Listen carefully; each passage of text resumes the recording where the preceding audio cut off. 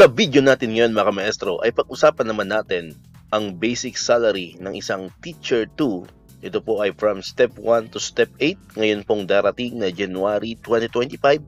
Yun nga po yung ating second tranche pa rin ng ating salary increase. Ayan. So ang Teacher 2 po, no, sa mga hindi pa nakakaalam, ito po ay salary grade 12 ano po mga kamaestro. Ayan. So yan po yung pag-uusapan natin sa episode ngayong araw. Ano? Magkano nga ba talaga ang magiging basic salary ng isang Teacher 2 pagdating po ng fiscal year 2025.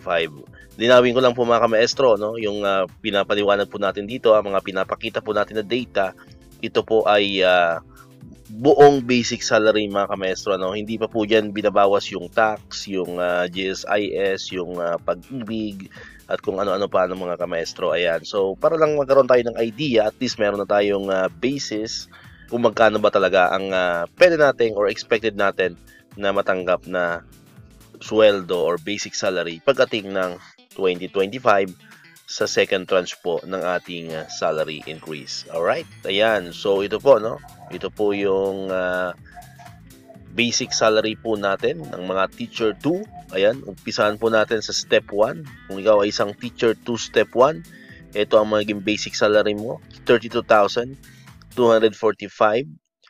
Ayan, kung ikaw naman ay step 2 na, no, Teacher 2 step 2, so 32,529 pesos. Kung ikaw naman ay Teacher 2 step 3, so makakatanggap ka ng 32,817 pesos. Kung ikaw naman ay step 4, ayan, so magiging 33,108 pesos. Kung ikaw naman ay kabilang sa step 5, no, Teacher 2 step 5, so 33,403 pesos. Kung ikaw naman ay step 6, so 33,702 pesos. Kung ikaw naman ay step 7, Teacher 2 step 7, makakatanggap ka ng 34,004 pesos. And ang pinakauli po, kung ikaw ay Teacher 2 step 8, ang iyong pong expected basic salary ay umaabot ng 34,310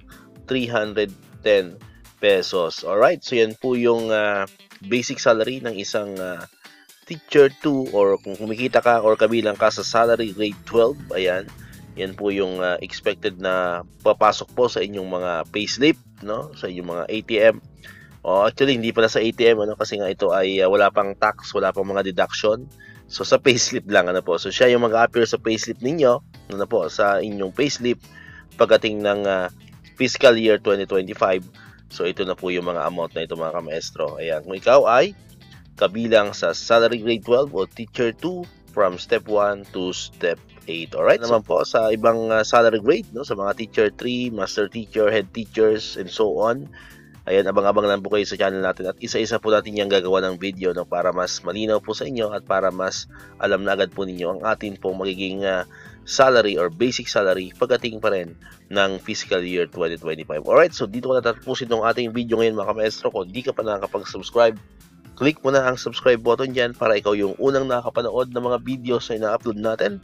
Katulad dito yung mga updates pa rin about sa mga salary increases and other benefits ng mga teachers and government employees. And syempre, click mo na rin ang notification bell button para ma-notify ka, always updated ka pag may mga bago tayong uploaded na videos. Sa muli, maraming salamat sa inyong panonood at pakikinig.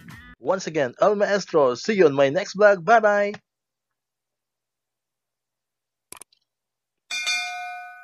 1, 2, 3, come on!